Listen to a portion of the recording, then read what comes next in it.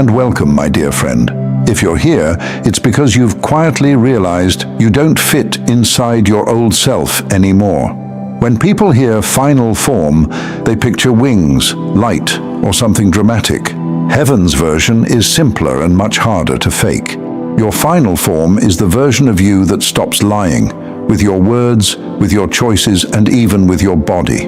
For years, you've tried on different masks. The one who never says no, the one who never needs help, the one who laughs everything off, the one who doesn't care even when your chest was tight all night, but still cared for others at every ache. But none of them fit for long. They were costumes for survival, not outfits for destiny. Now God is doing something different. He's not asking you to become someone else. He's asking you to stop pretending you're still who you used to be. That's what final form looks like in real time. You say yes, and your shoulders don't tense up. You say no, and your stomach doesn't drop in panic. You walk away from a conversation, and your jaw isn't clenched for the next 3 hours, replaying what you should have said. Your body knows before your mind admits it. It tightens when you agree to things that drain you. It gets heavy when you stay in rooms that are wrong for you. It wakes you up at 3 a.m. on the nights you pretend you're fine. God is not only working in your spirit, He's been retraining your body itself. He's teaching your body to stop cooperating with what hurts you. Pay attention to the small things lately. You open your messages and don't rush to reply out of guilt. You stop typing "it's okay" when it actually wasn't. You change "no worries" to "thank you for letting me know," because you're done pretending everything is fine just to keep access. That's not attitude. That's God straightening your spine from the inside. You start ordering what you actually want when you eat, instead of what looks reasonable. You stop dressing to disappear, or dressing to impress, and catch yourself dressing to feel like yourself. You clean your place, not because someone is visiting, but because your own brain refuses to relax in a mess that doesn't match where you're headed. That's not aesthetic, that's identity. This is God revealing your final form. He's showing you what your life looks like when you stop negotiating against your own spirit.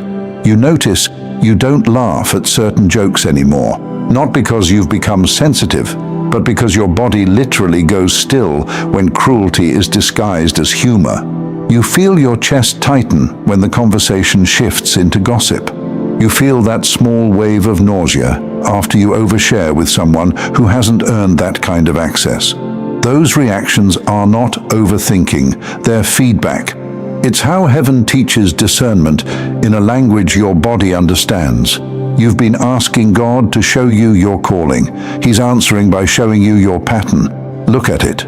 You're the one people come to when everything falls apart. You're the one who remembers details no one else caught. You're the one who can walk into chaos and quietly see the next sensible step. You call that just how I am. God calls it design. Final form is when you stop treating what He gave you as random personality and start seeing it as equipment. Go back through your history. The tension in the family before it exploded.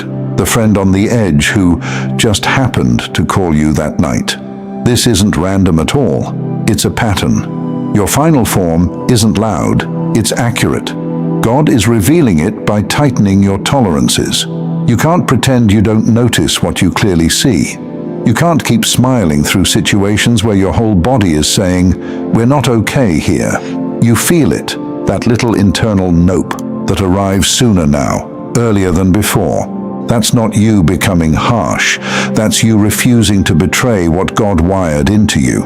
You've tried to be the easy one, the funny one, the quiet one, the strong one. But ultimate form is not a role. It's the same truth showing up in every area of your life. Watch how God is revealing it.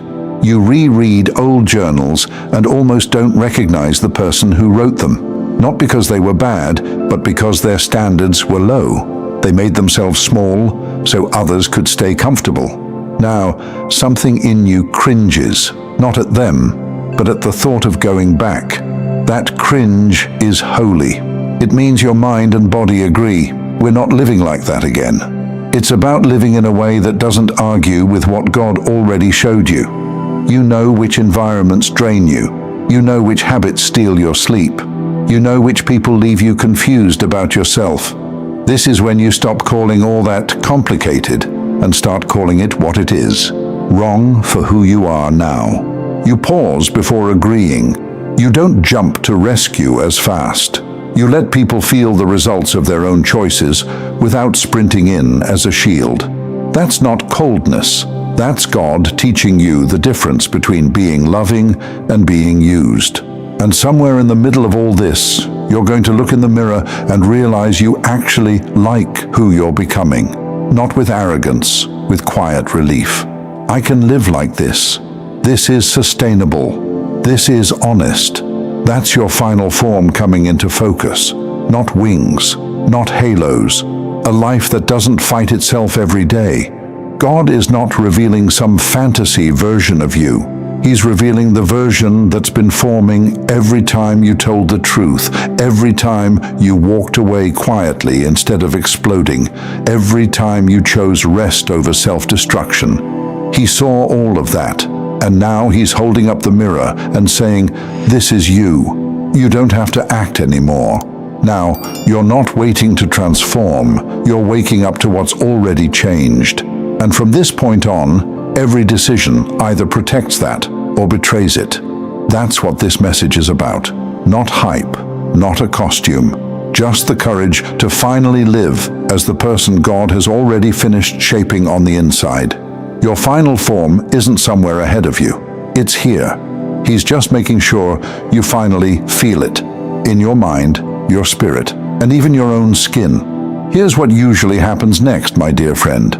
Once you start living closer to your final form, the world around you needs a minute to catch up. Your close ones who were used to the old version of you will feel it first. Not because you make an announcement, but because their usual ways of reaching you stop working.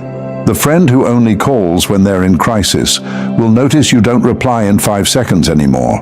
The family member who uses guilt as a shortcut will feel the difference when you say, "I can't do that today," and then don't rush in to save it at the last minute.